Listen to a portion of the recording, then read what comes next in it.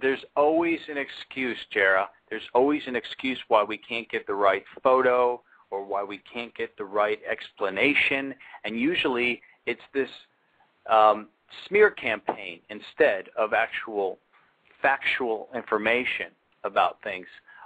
We know for a fact in this country that tons of things have been covered up, my friends, okay? In that day and age, we're talking about the 1960s, people stood and looked at their box in their living room, and they believed everything that was on that box, okay? Now we look at the box in the living room, and we believe nothing that's on it. It's been quite a difference in 40 years, but what hasn't changed is we haven't done anything in space, according to NASA, since the 1960s of any interesting merit. So let's get into this. Let's get into how we did it. Let's get into, forget the fact whether or not we did it, but how we could have pulled it off. We already know the reasons about why we might have wanted to or had to with the kind of pressure we were under. But let's talk about how we could have actually pulled this off. Okay, well, there are actually two ways to fake it, right? Of course, in both circumstances, the Apollo moonwalk videos are all, like, filmed in advance, you know, like on a studio or on location in the desert somewhere. They had the astronauts suspended by wires, you know, running around on the moonscape, and they just slowed it down to about 67% to mimic the slow motion appearance of the lunar gravity. Now, once they had all this footage, you know, pre-recorded and everything, right, now they had to, you know, either the astronauts were launched into Earth orbit and stayed there the whole time, you know, and then they just came back down to Earth, or the astronauts, they went up the gantry, you know, boarded the spacecraft, then they came back down the gantry again and remained on Earth the whole time. During that period, all the flight data and communications and whatever, it all came from prearranged tapes, which were then relayed over the landlines to Houston and the rest of the world, you know.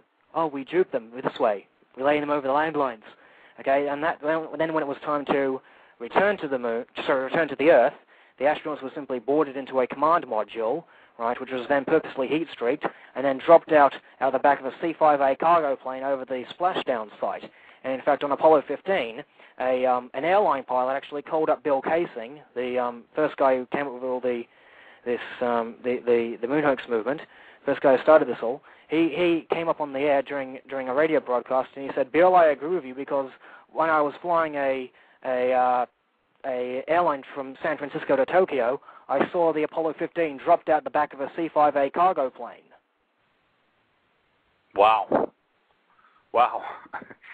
I mean, it makes sense. I will say this, and going back to nowadays, the Mythbuster episode, guys, to their credit, I will give them credit on one thing, Jarrah, is they took a table with some sand and some other stuff they put together with a little model of the LEM, and they took some pictures, and it didn't look all that much different than the NASA ones.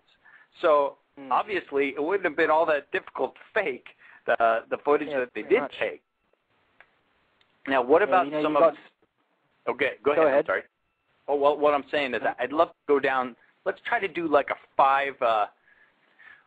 Let's first get through this section. So that's how they could have faked it. Now, a lot of people say, okay, Jarrah, that's all good, well and good. Now, why did they do it multiple times? Why didn't they just do it once with 11 and be done with it? Well, like I said, they needed to complete the military objective. Okay, we've done that on Apollo 11. Now, how do we get out of it? Okay, because they had all these other missions planned afterwards. Okay, so they faked Apollo 13, you know, which resulted in the cancellation of the Apollo program, and managed to effectively get them out of it. You know, make it look convincing. You know, finding a good excuse to get out of continuing the faking. Okay, so that's what it. I mean, which would make sense. And then at the end of the day, because this is a little before my time, really, to this day, the 70s, the 80s, were there people before Kaysing that came up and said, why are we not going back to the moon? Or was it just left alone as an issue? It just seems to me very strange that would just be thrown to the wayside that, well, we've been there, done that, folks. We've heard stories that we were warned to stay away from the moon. We've heard stories, we've had John Lear on this program, the son of Bill Lear, inventor of the Learjet, saying there are societies, there are civilizations living on the moon. There's atmosphere on the moon. What do you think about all that kind of stuff? Well, I don't think much about the whole moon base on the moon and all that sort of stuff, the atmosphere on the moon. I didn't think much about that. But the fact of the matter remains is that they needed to fake the moon landings because A, they couldn't get there, B, they were in this propaganda war with the Soviets, right? And they needed to, get there by the end of the decade by any means possible, even if they had to fake it in the process. And since we're on the air, I would like to bring up this probably one of the most conclusive pieces of evidence that it was all faked. Please. Is the, as you might remember, the astronauts, they brought back moon rocks, allegedly. Yes. Right? Yes. That's often helped as the ultimate proof that it was all real. Oh, we got these moon rocks back. How did they get them back if they didn't go to the moon? Well, recently, the European Space Agency, ESA, they launched their probe, the Smart 1, which was an unmanned probe to fly around the moon, take pictures of there and there. And at the end of the mission, it crashes into the near side of the moon and kicks up all this rock and dust for people on the ground to look at it with their radio telescopes, analyze the material, to find out what the moon is made of. Anyways, when this probe kicked up all this dust into the air and the guys on the ground analyzed it, it turned out that the actual moon rocks that are actually up on the moon's surface, were different to those gathered by the Apollo astronauts. Really? Yeah, if I was to go to the moon, pick up a rock sample, take it back here and analyze it, and send up a probe to the same place to analyze the soil, I'd expect to get the same results, chemical and mineralogy-wise, Absolutely. Yeah, it's different. And now let's take a quick call before, because the switchboard's been lighting up and I've been hogging the questions. Hang on, Jarrah.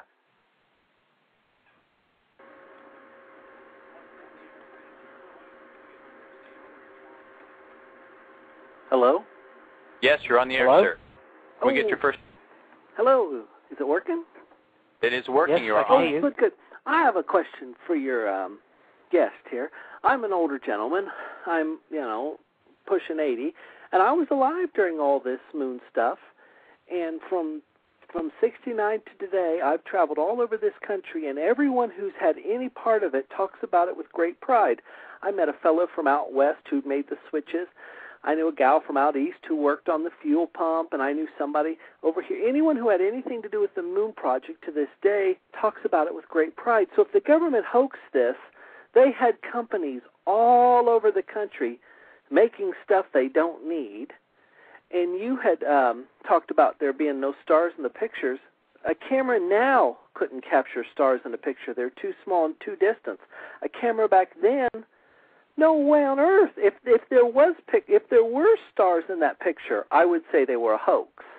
And you said that they were pointing a camera at the screen. Well, yes, video was in its infancy in 69. I mean, the honeymooners were all taped by a camera pointed at a screen. There were no way you could have sent sophisticated video equipment up with those astronauts. The only way to do it is to beam the signal to Earth and film it off a screen.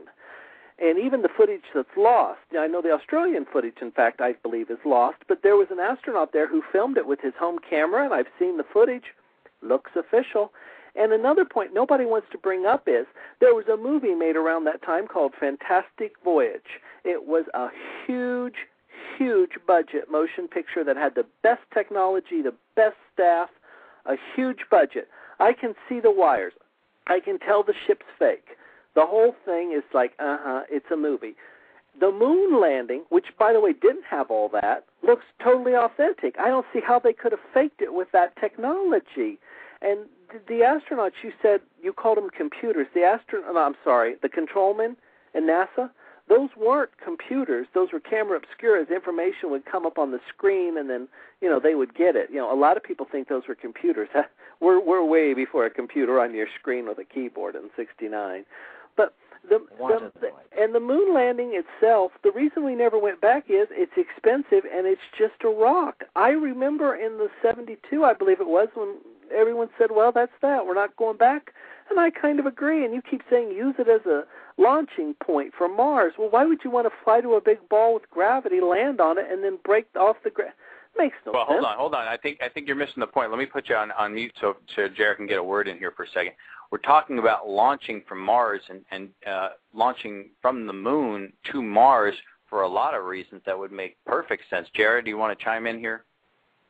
Well, they claim that they had to land on the moon first, to use it as a launch base or like pick up gravitational pull or whatever.